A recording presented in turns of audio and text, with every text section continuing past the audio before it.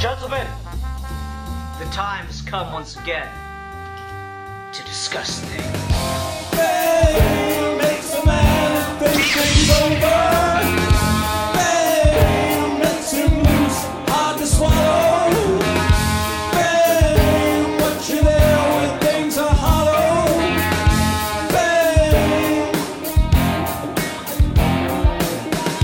Fame flaps your brain, it's just the flame that burns your change and keeps you in. Alright, you guys ready? Yeah. Okay, hi everyone, welcome to this week's episode of Geeky Gentlemen. I am Sid Part2, joining me today is Milan Jeffdick1992 and Steve Baxi.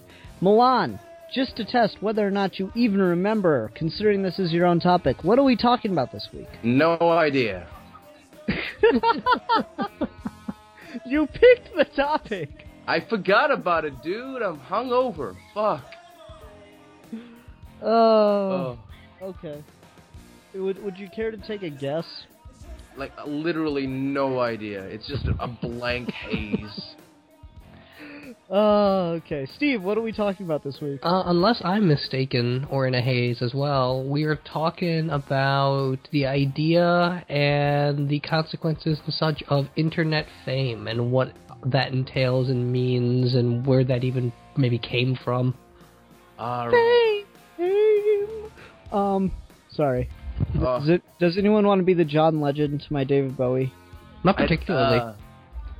I wanted to be David Bowie, you know? Okay. Actually, you know what? Steve can be David Bowie. I could just be the Joker pretending to be David Bowie in Grant Morrison's run. Okay. Yeah. Anyway. Yeah.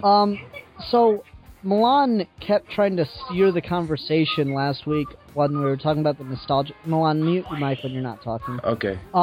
When we were talking about the Nostalgia Critic last week, Milan kept trying to steer the conversation over to internet fame or e-celebrities or whatever you want to call them. And the reason I kept pulling him away from that is because it's impossible to talk about just in the context of Doug Walker. Doug Walker is clearly a good example of an internet celebrity, but you have to branch out from that because he isn't a good all-around example. You know, there are a lot of different places and ways to go for that. So I feel like he'll probably come up again a little bit, but we got to talk about other things related to this. Which is why it's a separate video. So who wants to start? I like to start, since it's my topic. Go for it. I don't know, the thing with internet fame is it's just such a fleeting and interesting thing. Because it's kind of, in a way, destroy the classical idea of this celebrity. And I use classical with a grain of salt.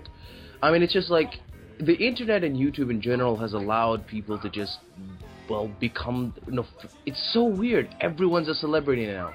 Everyone's special. Everyone can make things that can either, you know, sink or swim. And it's just such a weird new development in, you know, communications and just culture in general.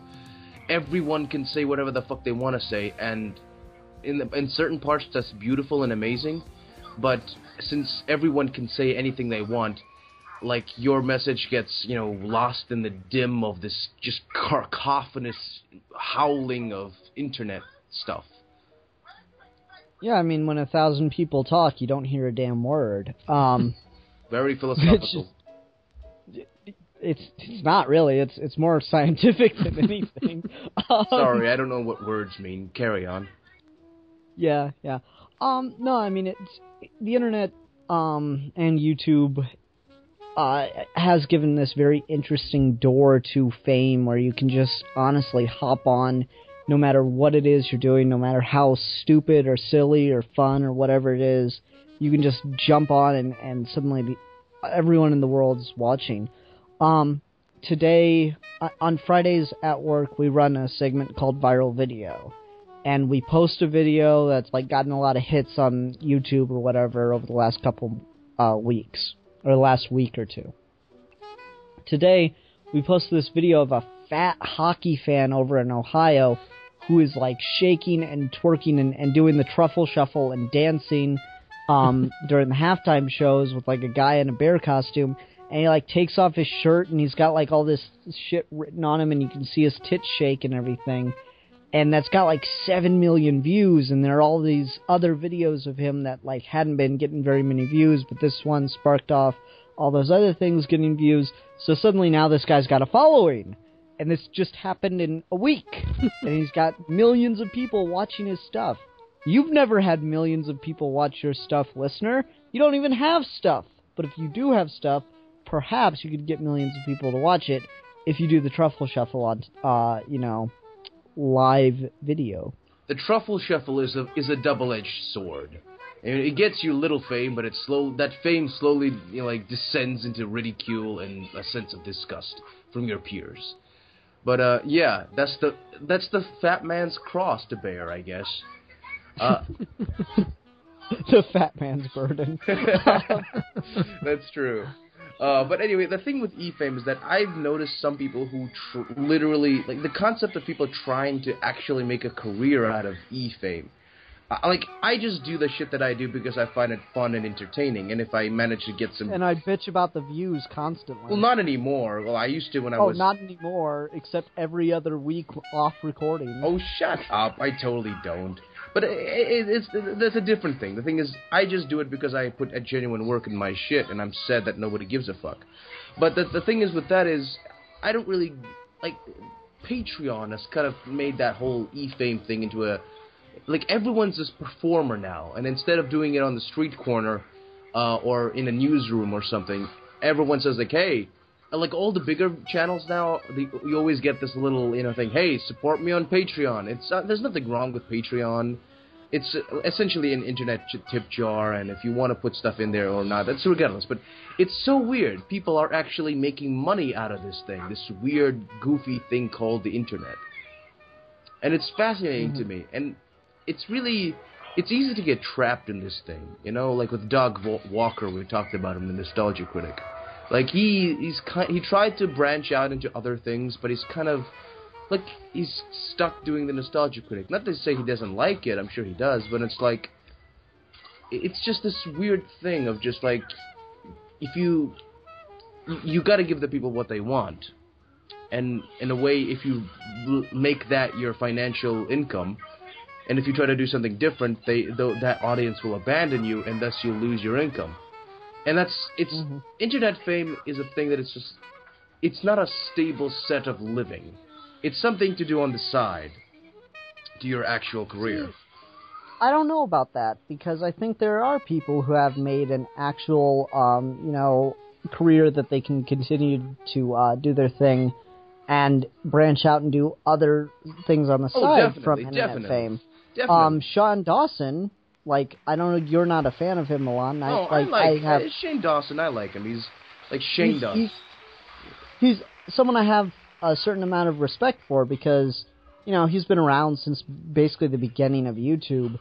And, like his humor or not, that's not what I'm going to talk about. But, I mean, he got over 1 million subscribers before channels that were owned by Disney did. And so he was able to actually launch an entire career out of it. And last I heard from him, I think he's on this Stars reality television show where you're where two directors are given the same script and make a completely different movie out of it. So that's something interesting that he's up to. That's interesting. But that's the thing with that. There are just from statistics alone, you're gonna have people who do genuinely make it into the genuine industry, but it's just there's just so much variety here. You have guys like Bandit Incorporated and Mr. Sunday Movies, guys you don't watch, but who just kind of come out of nowhere and just garner hundreds of thousands of subscribers because they have a hook or they're just genuinely entertaining and nice. Unlike us, we're just a narcissist, a schizophrenic, and a reasonably intelligent individual, all stuck together talking about stuff. Look, we're never... How dare you call Steve a narcissist? You can all pick which one's which, but regardless. Yeah, I'm sure it's there's just, some combination of the three. Yeah. There's the new sign off. We'll just be brutally honest about ourselves. Oh yeah, it's fun. No, I get that, Milan. It's just, to me, I think that that internet fame doesn't necessarily have to be temporary. I think, like, we have this misconception that it is, but that's because very few people have figured out how to brand themselves right. Because so much of internet fame, I think, and I want Steve to follow up on this, I think so much of internet fame comes more from accidents instead of planning. Like, you can tell watching a lot of Doug Walker's early stuff that he was trying to get views, but he wasn't trying to make this, his career. Whereas Definitely. if you watch a lot of other stuff that, like, people got quote-unquote famous for, viral videos, all of them try to produce something else, but it never really works. The only person who I think has gotten anywhere close to making a career out of their accidental viral video that was a smash hit was the girl that became the creepy ex-girlfriend meme. Oh yeah, that's the thing. The internet kind of tends to mythologize people into memes. It's just like... Well, no, I mean, like, she made that Justin Bieber video parody, and it's reasonably funny, and honestly, the memes are funnier, but then she continued to play the character and get cameos and other things. Problem is, memes are postmodernist take on phenomenology expressing itself in the world. Steve can back me up on that, so they by definition cannot last. Now, Steve, what is your opinion on internet fame, since you haven't talked much? I'm starting to have a little trouble defining it separately from just regular fame and regular celebrity status, because really, what's so different about the Nostalgia Critic and the CinemaSins guy and all that from just random actors that get cast in random parts and sometimes make it and sometimes don't? Yeah. I mean, Well, I guess... I think the big difference is just the accessibility to the internet, so anyone can do whatever, but you're not internet famous unless you can build an audience no matter what you do. And so there are only a few good number of people that can do that, the same way there's only a few good number of people in Hollywood that can do that. I guess that's true. Really see the difference. I think even in actor side versus internet fame side, it's still reasonably an accident. People go in wanting to be stars on both fronts, and they usually don't make it as well as just people who want to do what they like doing. Yeah. I guess that's true. Well, it is, but the thing with that is, it's just there's so much variety. Like, essentially, YouTube has kind of killed TV. The torrents and YouTube has kind of killed, not good TV. The thing is, that type of shit, if you have so much fluff on the internet to distract people, TV has now resorted to actually making quality content. If you it's weird because Game of Thrones, Arrow, Splash, you gotta make your shit Arrow anymore. Oh really? You don't like Arrow? It's terrible, but really? Oh. It's bad. I mean, you should watch our reviews of it on Geekvolution. It's so bad. Plug. After I watched the 2 seasons, my little brother's just been fucking just devouring Arrow. I downloaded him the first 2 seasons, and he just literally spent 3-4 days just watching it all, like, without sleep. And well, season 1 is good, and the first half of season 2 is addicting as all hell, and then after that it just completely falls off a cliff.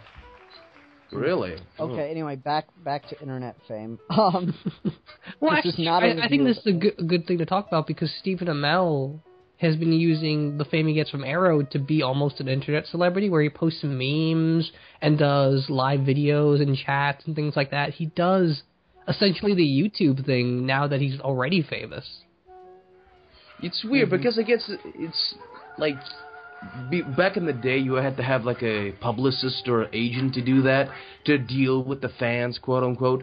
But now with the internet, you can just literally open up a snap like a fucking live show and say, hey, ask me a fucking question, stroke my ego for a few minutes or an hour or like, it's the thing. YouTube is full of narcissists, but isn't that just humanity being human? Well, I mean, anyone that sits in front of a camera and wants to project their opinions to multiple people has some element of narcissism to them, no matter how well-intentioned they are. That's true. That's true. I'm not even saying it's a bad thing, but honestly, ego's got to be there if you want to broadcast your opinion. Yeah, I mean, and there's nothing wrong with it. That's just like No, there's a not. basic human being. Like that's the weirdest thing. You have people on the internet who just screw like, oh my god, fucking, you sold out, man. Like, yeah, if I could, like, it's the weirdest thing. This whole Patreon thing. People start freaking the fuck out about Patreon. It's a tip jar, you know. And people start freaking like, oh, you monetize your videos? Well, fuck, dude, I put like 6 hours in this. Like, I better get some kind of financial, backing from this. It's fun, but still, it's a thing. If people can make money off this stuff, God bless it. But the idea that you make this your main source of income, I think, like, you can try it out, but I don't think that's a wise thing to do. It limits you creatively if you really amass a huge audience and you kind of become their monkey to dance, dancing monkey for the audience that you accumulate. Mm-hmm. So, words break down. Mm-hmm. See, I don't mind Patreon. I don't mind, people advertising in their videos. And I don't mind, the people, trying to, like, sell things in their videos. Like, hey, I made this. It's when it becomes completely intrusive upon the reason you started watching them in the first place. Very true, very true. Kip K had that in spades. Who had that? Kip K. He used to do. Well, he still. Oh, no, actually, gadget videos that's and so such. funny. I've been subscribed to Kip K for a very long time. I've never met anyone else who has. I used to like his stuff a lot, but there was a point where he just started advertising things he wanted you to buy from his website, and it stopped being fun life hacks. Yeah. Yeah. That's true. No, but like I think that beware the inner marketing whore. I think it's unfortunate because getting paid is something you need to be able to do in order to continue to make videos. Like, you can't just keep making videos and working the same dead-end job forever. You can't put all your money into making the videos and not get paid for them. And honestly, the advertising isn't as much as it needs to be for full-time job. So it becomes this weird thing, and I want to comment, too, on what Steve said earlier, that you're not sure if there's a difference between e-celebrity and regular celebrity. And I think as time goes on, that's becoming more and more the case, but I think initially there was, and the only thing I can think to compare it to is, like, the reverse of what happened with reality show celebrities, if that makes sense. You mean like the one because you look at like, well, no, not that, but like you look at the beginning of reality show television, like the first season of The Real World, the contestants on that were actually, for a year or two, famous and like seen elsewhere, and they're like talking about, oh, they're gonna go do this thing with their life now. And then once we started getting so many reality shows, no one gave a fuck about the person after the reality show was over. Exactly, Yeah. And like, so it's kind of the opposite of that. Like, we have so many fucking people getting famous on YouTube and other ways of the internet. Like, let's just say YouTube just for the sake of, like, brevity. You have all these people getting famous from YouTube, and, sorry, getting distracted. You have all these people getting famous on YouTube, and suddenly there's so many, and then they're starting to break through in other mediums as well. And that's what's getting impressive about it. So the celebrity is working the other way that the reality show celebrities did. Yeah, and I guess it's kind of working from the ground up, really. Like, YouTube is kind of like the nothing place. And then you kind of work yourself up to a place where you can actually get some money, and maybe if you can break into the genuine industry and start making movies, that's amazing. Good for you. But the thing is, like true capitalism, only if you get in. You gotta really keep on your toes. Or just have fun. It's random. It's complete and utter fucking chaos. Most of the time. Yeah. I'm sorry, you guys. I thought we would be able to stretch this motherfucker out for longer, but yeah. No, I think we can still go. There's still more to talk about here. So Steve, I was really disappointed you weren't able to make it to the Nostalgia Critic thing. Yeah, sorry about that.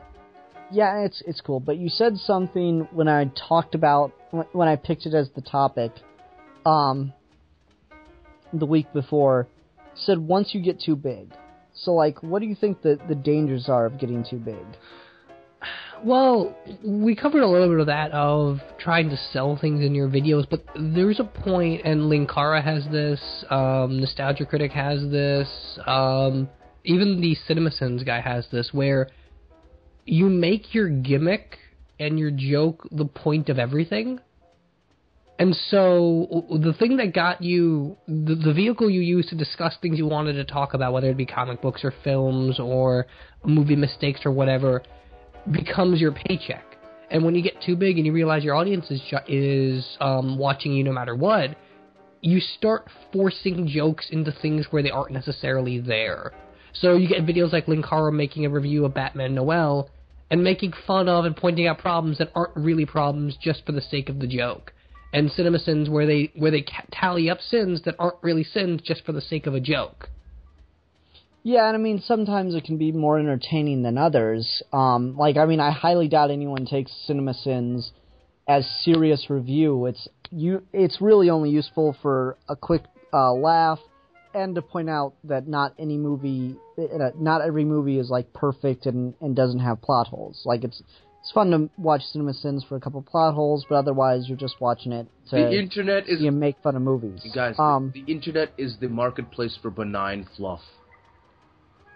Sure, Yeah. I think that's fair. It's also the marketplace for, porn. Oh, true, definitely. Yeah. Well, I mean, that's the 90% of the internet that we don't cover. Yeah. Every other week, whenever I'd, do build-up to a topic that I was going to pick, and Bill was on the show, every time I'd do build-up, he'd be like, we're going to review porn. I'm like, God, you really want us to review porn, don't you, motherfucker? Bill... Dude, Bill yeah, and... you didn't realize that? All the time he'd make that same fucking joke that he wanted us to review porn. Like, no! Dude, me and fucking Bill reviewing porn together, it would be amazing. Go for it. Do it on his channel. Bill, if you're listening to this, call me, baby. We'll talk about porn together. Okay. It's 24/7. We can have just porn everywhere. All right, and Steve, you also mentioned that Steve Amell has used his celebrity in what I guess I would call a more traditional sense, television star, to branch out to internet fame. And I think we kind of expect this of a lot of celebrities now, and we find it weird when we're not able to find them online, right? Well, yes and no. As much as I hate to admit it. Well, I mean... Hold on. Okay. I'm about to say something that I'm going to regret forever, and we're going to want a really clear, clean, crisp audio bite out of this. As much as I hate to admit it, this is something Taylor Swift is really good at. Okay. What? Porn? No. No, she's really good at branding herself online and just having a very good online presence. Really? Yeah, I mean, bitch is all over Twitter and shit. Bitch all over Twitter. She is. That bitch is all over Twitter. Don't get me wrong, she's still a terrible songwriter and musician, and Todd in the Shadows has, blinders on or something, but God, that girl knows social media. It started out as a feeling, and then it grew into a hope. Blah, blah, blah, blah, blah, blah, blah, blah, blah, blah, blah, blah. I forget the rest of the song. Okay, please mute. Anyway, Taylor Swift is very good at marketing herself online. That's something we expect from celebrities now, because we have people that we started to become interested in simply because they were good at marketing themselves online.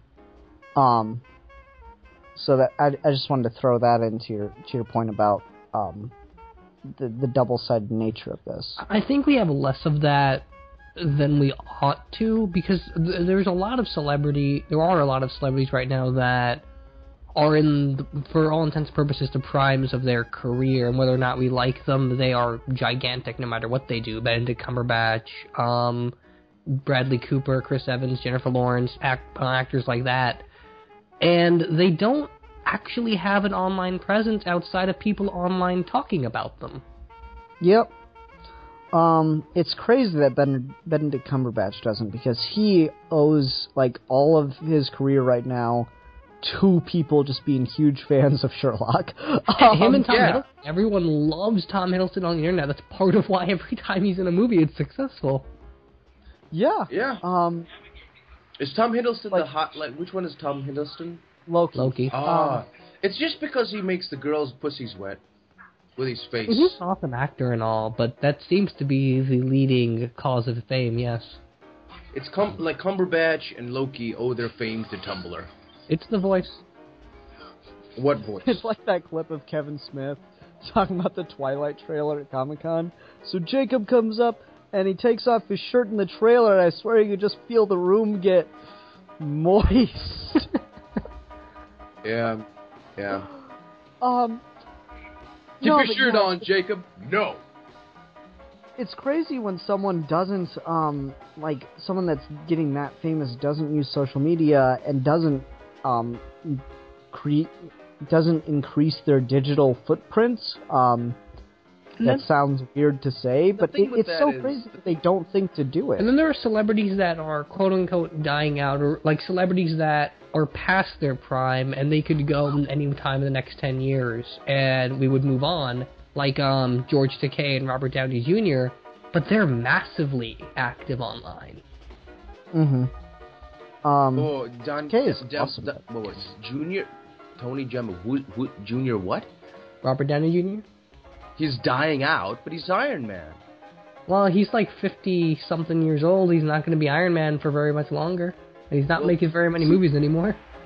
See, here's what I don't get about that. Like, not to sidetrack, but fuck it, we're kind of grasping at straws already anyway. So, like, Robert Downey Jr. gets injured in Iron Man 3, which is a major part that makes him say, okay, yeah, this is probably going to be the last Iron Man movie, blah, blah, blah. I'm not going to play Iron Man much longer, blah, blah, blah.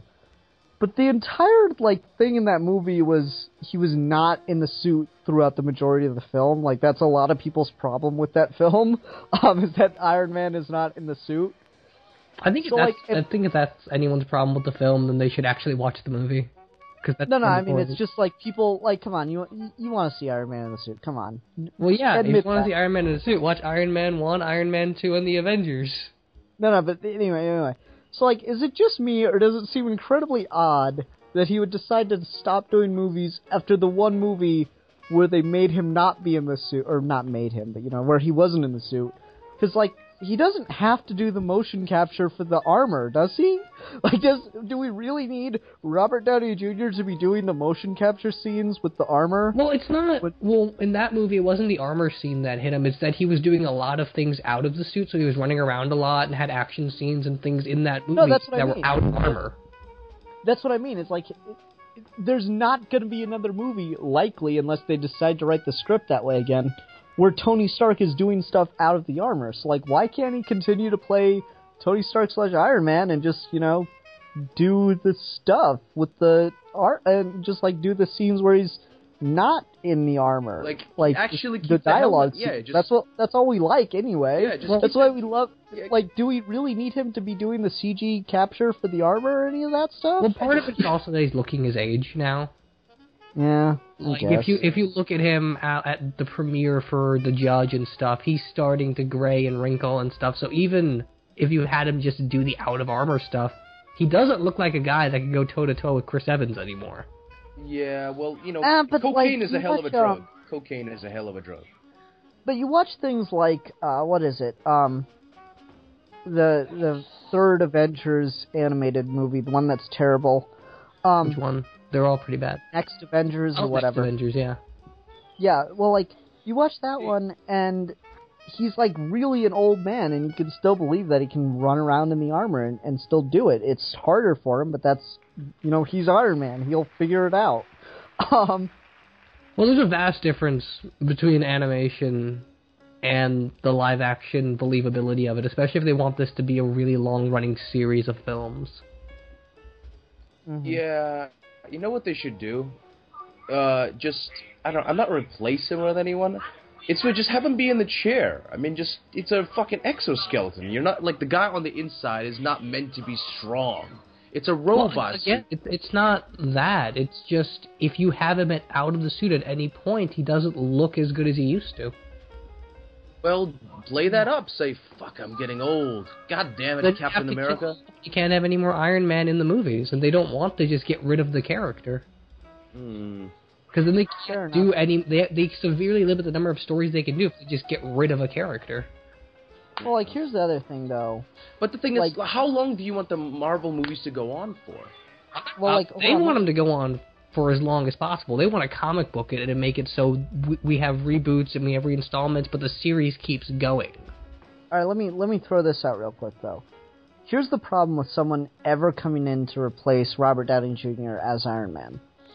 Robert Downey Jr. is Iron Man, and what I mean by that is you look at Iron Man and how he was written in the comics and everything before the 2008 film, and there's some consistent elements that are clearly in the movie, but Robert Downey Jr. completely reinvented that character from the ground up. Yes, he did. And now every single version of Iron Man is Robert Downey Jr.'s portrayal. Yeah. So anyone else coming in to do that either has to do a Robert Downey Jr. impression, a la the guy that's playing his dad in the Captain America movie and the Agent Carter show, or reinvent the character, and I don't think anyone's going to be able to do that. Or go back to what the character was before Downey. Yeah, Which, do you really want that? Well, I mean, it the thing depends with on that who you is- play him, because if he wasn't cast as Batman, Ben Affleck would have been a perfect comic book Tony Stark. Really? Okay. Yeah, How so? he is literally bottom top Tony Stark from the comics, where he's kind of dry, he's kind of dull, but he's also very self-destructive and has a defense mechanism of humor when he can't admit that. But he's in no near as goofy as Robert Downey Jr.'s. What about the Warren Ellis's portrayal in what was that story called? It's the good one. That's the one. Extremis. Like That's essentially Ben Affleck. I mean, that's the classic Tony Stark kind of. Yeah, well, the thing is, that Tony Stark is a little bit more genuine. Like, hey, what's up? I want to make good for the world. You know, fucking, it's weird. It was like reading that. I'm like, where are the douchebag glasses and the bitches? What's going on? Well, I mean, Tony Stark's always been the way Warren Ellis wrote him. The only difference is Warren Ellis was more minimal about Tony Stark and doing more with Iron Man in costume. Yeah, because the thing is, Warren Ellis does this all the time. He's like, hey, Ellis, what do you want to draw? Girls, motorcycles, girls, leather, aliens. And Warren Ellis is like, all right, I'll write a story about that then. That explains why all of his stories have the exact same plot twist. Oh, wow. Okay. They do, though. Every time he writes a story and it's a guy and a girl, the girl is always in cahoots with the bad guy and betrays him halfway through the book. It always happens. Crooked Little Vein. Doesn't happen. Yeah. Doesn't Anyway, happen. That's the thing, like, okay. Warren Ellis is so weird because it's just like, you know, Crooked Little Vein came out like a while ago, like before this whole, you know, internet thing happened. It's just so weird. These ideas of like, hey, women and this stuff. whole internet thing happened. I don't know. I don't know if I want to bring this stuff up because either like. Okay, you know what? How about we get back to the actual topic? Okay, fine. That's because we've been off for a while. Sorry, I got us on the Robert Downey Jr. thing, but it was worth mentioning real quick in my mind at least. Maybe that should have been the discussion topic. I feel like we had more to say there. Yeah. Oh no, I don't think so. That was the problem with this. Is like I wasn't sure if it was mini topic or full topic worthy. But internet celebrity and celebrity on the whole. Fame. I should learn the lyrics to that song. No, you shouldn't. You should feel bad for even considering doing that. I should slap you in the face. Oh, really? Come on. Come at me, bro. Come at me. Come on. What? You know, I had this thought the other day that the world would be such a better place if you were just legally allowed, or legally required, rather, to slap someone in the face every time they said something stupid. Dude, everyone will be slapped all the time, because stupid is relative. Yeah, but I really want to slap this guy at my work, and I don't want to get fired for it. Oh, tell us about it. Tell us about it. Who is this motherfucker? He's just a fucking ass, and he's so alright, full disclosure, he's got a learning disability. He's technically speaking retarded. He's still an asshole. Oh, thank God. Like, I'm so tired of, I have a mental disability. If you're an asshole, you're still an asshole. Yeah, the fact that you're fucked in the head has nothing to do with it. No, it's nothing to do with, like, his inability to socialize or anything. He knows he's being a jackass. When you come over and tell someone a joke that isn't funny and no one laughs, and then you explain your joke and still no one laughs, 1, you're not funny. 2, you do that 7 times a day? You're an ass! Sounds like a man after my own heart. Yeah. Self-deprecating humor. Yeah, just goddamn, I want to slap that dude in the face, but there are cameras, and I don't want to get fired. Anyway. Just leave the room anytime he, starts talking. I can't. There's only one room. Anyway, so celebrity Steve, dig us out of this hole, please. I got nothing. Dig us out. Okay, there seems to be degrees of internet fame. There's the border level of you're popular, you have an audience, anything you upload gets a few thousand views right away, and that's like the Geekvolution level. And then you get the level above that, which is like the Dan's News level of hundreds of thousands, but you're only part of a working cog, a machinery that has a lot more views. And then the top tier would be like Linkara, Nostalgia Critic, Machinima level, millions of people watch you, and you're practically a TV show. And it seems like the higher you get along these tracks, the more and more you have to think corporately. And I think that's part of why I'm so reluctant to call internet fame anything different from regular fame, because that's the way it is everywhere else. Of no matter how good or bad of a person you are, by the time you get to a certain level of fame, you have to think strategically as opposed to quality. Exactly. That's the thing. This is what I don't understand with young people. Like, this whole idea, like, are you sold out, man? No, I'm making money, motherfucker. I'm making bank. I'm making bitches. Fuck you. The fact that you failed at something doesn't mean I have to fail along with you. You know? Yeah. I wouldn't go that far, but... Well, no. Let me ask I'm just you this. being devil's advocate. Do you think there's a difference between quote-unquote selling out and just trying to be and just trying to make money at what you're doing? Yes. Because, like, I feel like people that watch these guys feel betrayed when they start seeing commercials and advertisements and, buy this thing from me. Narimon, Alex Day, he had this a lot. And honestly, it's why I unsubscribed to him. And the fact that his uploads became more and more sporadic. Like, even when he wasn't trying to sell things to people, like, people just assumed he was because he was always, like, talking about something that he was doing. And at the same, like, he started his videos and he would just be a kid in his room talking and saying funny things. And then he did his Twilight videos and they fucking exploded and were hilarious. And then he kept, like, trying to sell things because, as he put it, I made something, I'm proud of it, I want people to know about it, and if they'd like, I'd like them to buy it from me. And, he wrote a book, and he was telling people about this book he wrote, and he was hoping that people would buy it, and blah, blah, blah. And that's fine, but, like, then he'd have, he'd be drinking a Mountain Dew in a video, he'd be drinking a vanilla Coke in a video, and talk about how amazing it is, and people would be like, stop trying to sell us vanilla Coke. He's like, no, you don't understand. We don't have this in Britain. This thing is amazing. I don't care if you don't buy it. Actually, matter of fact, I don't want you to buy it, because then there's more for me to buy and drink when I'm in America. Yeah. So, like... vanilla Coke is amazing, by the way. Buy vanilla Coke. Oh, it is. It is. Coke. Drink Coke. Drink Coke. Drink Coke. Anyway, like, here's this guy who started with just never talking about selling you or anything or advertising or anything like that.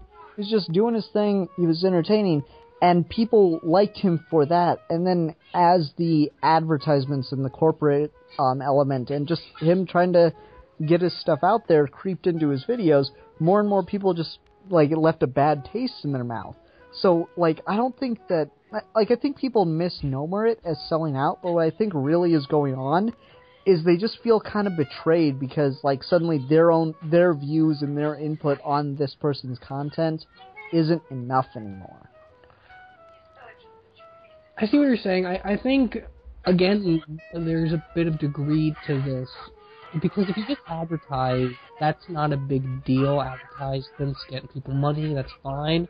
And then there's the level you're talking about, which is the obnoxious level of there's just too much advertisement. Even if you're not selling something, it feels like you're too corporate. And I think maybe people slightly different from selling out. I think, and selling out in the classical definition of you compromise what you're doing for money. In the sense that if you make jokes about politics, you pull your punches because someone's paying you to. I think that's selling out. Maybe people just, maybe you just get played out and you're just beating the same horse. Too, yeah. Yeah. Yeah, it is hard to, like, continuously do the same thing because, like, what we've talked about with YouTube and why Steve deletes all his old videos. I want to do that too, but there's just, like I really do, because I'm like, Jesus Christ. Well, no, like, what happens is people see your stuff, and honestly, most of the time it is your old stuff as how people first find you. People see your things, and then they, like, watch some more of your old stuff, and that's the reason they subscribe to you. And then they start watching your new stuff, and suddenly it's not the same, and they want you to go back to the old stuff. But you're a person, and a lot of what you're doing online is arguably artistic expression. So it's really hard to continue to do artistic things without moving forward. Just like, you can't reinvent the wheel every single time. Sometimes you gotta make something else. Yeah. I mean, like, that's the whole idea. That's a very crappy system. That is, like, that's what's playing out. Like, every artist knows, like I'm making the same thing over and over again. I want to try something new. But the audience you've garnered only wants that one thing. The audience doesn't know what it wants. It only wants that one thing. And if you try to give them something else, the simple-minded ones rebel and say, "Fuck you! You're not the same guy that I fell in love with, technically." And I'm like, yeah, I like to do. Like, this is fun for me, Yeah, yeah. And here's where I think the distinction between, or arguably the distinction between internet fame and proper fame, if you will, comes in, because certainly there are artists and actors and musicians and blah blah blah that we want is the same thing from them over and over again. But with the majority of them, we don't expect the same thing. It's honestly a point of criticism if they continue to produce the same thing over and over and over again. And we harp on people that are proper famous for doing the same thing. Like Mark Hamill, back in the 70s, he played Luke Skywalker, or 70s and 80s, he played Luke Skywalker, and then when Star Wars was over, he couldn't get a role besides a Luke Skywalker type role, and he didn't want to do that anymore because he didn't want to be typecast, and so he did something completely different. That's why we got Mark Hamill's Joker. Yeah, that's the thing. Being typecast, like, some people say that's the best thing ever because you're always employed, or it's the worst thing ever because you're never able to do anything of edge. You're never able to grow. Like, what's his name? This is what the movie Birdman is about on one level or another. Oh, definitely. I want to watch Birdman so badly. Oh, God, I want to see Birdman. I mean, like, Michael Keaton is the perfect person to play that kind of role, too, because he's fucking Batman. Batman. Well, the thing with Michael Keaton in that movie is that he takes too many pot shots at just superhero genre and criticism, so it's not as good as you'd think it would be. Well, no, I'm not worried about that. I'm just saying the concept of it is really well. Yeah, the premise is nice if they just ran with it a little bit more. Yeah, fair enough. I don't want to review Birdman because, one, I haven't seen the fucking movie. It's okay. It's not great. It's okay. Well, anyway, no, I'm just Batman kind of killed Michael Keaton. I mean, he's a great actor. He's incredibly fun on screen. He's got a persona. You know, he's got a great, feel to him. But like, and whenever you see him in a movie, you just fucking Michael Keaton. Good for you, son. You got a role. And like, that's the thing. Playing these large mythic characters like Batman, Superman, like the Superman curse. Anyone who's ever played Superman, their career is dead afterwards. Apparently. I don't know if that's true. Well, I guess, Well, it's because most of them have died. Yeah. Or become paralyzed right after. I mean, arguably, Brandon Routh's career got started after he played Superman. I suppose so. He's Carter of Superman actors. I should put that on a T-shirt. Oh, he's the Atom now, apparently, on Flash. Yeah, he might get his own spin-off, so... Oh, neat. Okay. Neat. No, but like I was saying, we don't expect that. We used to, like, a while ago, back in the 50s and beforehand, once you had a shtick, once you were famous for it, that's just the thing you did. You just kept making the same song if you were famous. Like, honestly, like, if you broke into the top 100 from, like, if you were a no-name... Milan, Mike. If you were a no-name artist and you broke into the top 100, your next song, your follow-up song, is gonna sound exactly like your last song. That's all that, like, every single studio is gonna tell you to do is so you have this kind of, like, brand. This is you. This is what you sound like. This is how we want people to know you. We don't fucking do that anymore. Well, no, we do with pop music, but we don't fucking do that with the majority of our things anymore. Daniel Radcliffe makes the fucking Harry Potter movies, and what's the first thing he does after that? How to get famous in show business without really trying. I see which is a very cynical movie. Hamill, when you had that example, was the wrong person to choose. Because after he did Luke Skywalker, he's done nothing but the Joker. Well, yeah, but still, after Luke Skywalker, no one wanted to hire him for anything that wasn't Luke Skywalker. And then he hire him for anything except the Joker. Well, yeah. except for Luke Skywalker. But Luke Skywalker and the Joker, yeah, that's his defining career. Well, no, I'm just saying, like, the Joker, like, he could have gone somewhere else after that, but the point I'm making is he did something completely different, and we applaud him for that. Definitely. Now, he didn't do something completely different again, but, whatever. Dude, the thing I'm not sure if you can applaud him, though, if he gets stuck in a rut after doing something completely different, where his just doing completely different kind of backfired and put him in a typecast role forever. Well, the thing is, Well, once you get, like, fair enough. it's mostly, like, has to do with... Not true, because if you've ever seen Comic Book the movie, it's the role he prepared for 40 years to I've do. seen that movie, but that's one role out of his hundreds that are just Luke Skywalker and the Joker. The thing is... I get that, but the point I was making was just ended at the Joker, okay? I'm not trying to talk about his career after that point.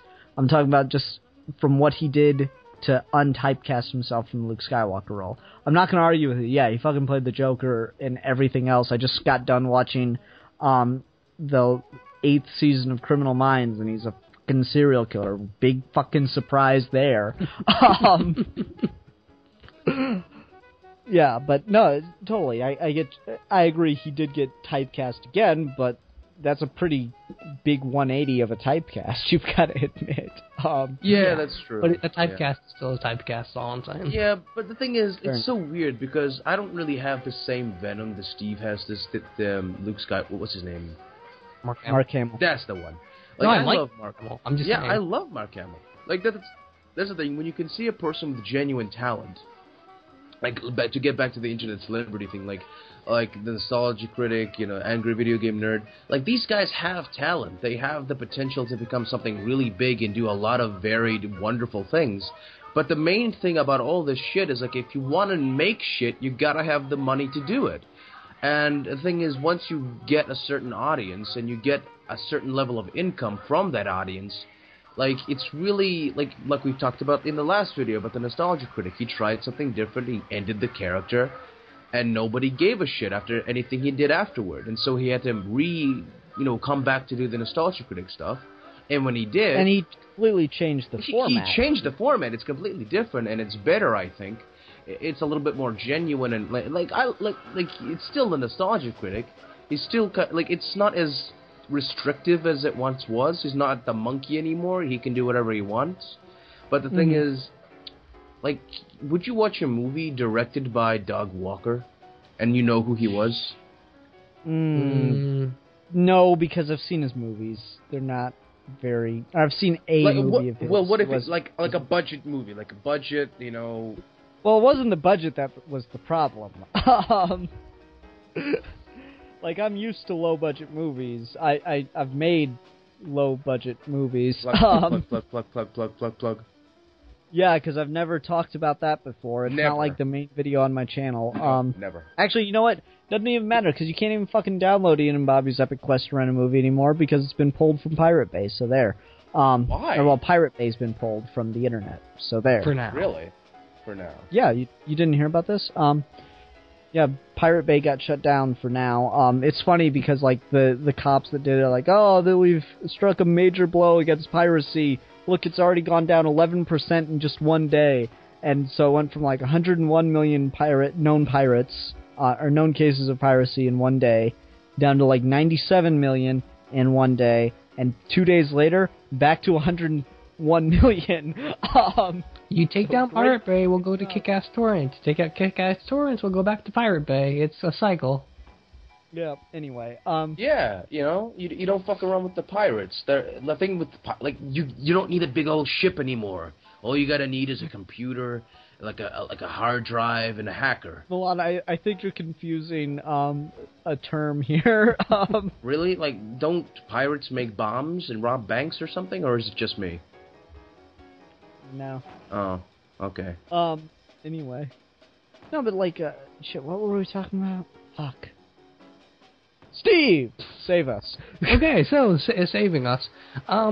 So, to get back on point about giving some of these people's budgets and whether or not their fame would last out of that, it's a case-by-case basis again. And so, if Doug Walker ever made a movie, I wouldn't see it just because I don't like his work. That's not to say he couldn't do it. If Linkara made a movie, I would probably watch it, because I enjoy his work. Why? Because I enjoy his work more, and that's the point. How? Like, explain to me how. I'm not being, like, serious. I just mean, for example. I don't like Linkara. I'm just saying that's as an example. No, but you don't like Linkara, or do you like him? No, I don't like Linkara that much. He kind of went downhill. But no, just as an example, if I like Doug Walker, then I would watch his movie and not Linkara's, or vice versa, or whatever. So whatever you give these people, they're still just people who got famous and can only do a certain amount of stuff with that. And they could build their audience. If you gave them a budget and you gave them a studio and they made a movie that has nothing to do with what they do on the internet, they could potentially do something else and get famous off that. But it's breaking the typecasting mold, and it's hard to do that with certain people over others. And I think this is the main part where internet fame and regular fame diverge of, if you're internet famous, you can't break character. Why? Mm-hmm. Have you seen anyone break character on the internet and survive? Doug Walker does it. Like, he does those, No, but we just talked about the fact that he retired the Nostalgia Critic and he couldn't. He had to come back and do that. Yeah, because his website almost failed after doing that. So, he does other stuff, but he's always done other stuff, so it doesn't really count. Yeah, you can't escape what your formula is, in certain sense. And I don't mean like you can't adapt it, but if Confused Matthew woke up tomorrow morning and said, you know what, I'm going to do critical analysis of movies where I don't recap the entire story and they're not scripted, no one's going to watch it. Yeah, probably. Which is good. That's what I was getting getting at. Watch Confused Matthew. He's an idiot, but still. Really? Okay. What? Okay, Steve. No. I'm fascinated by this. Confused Matthew?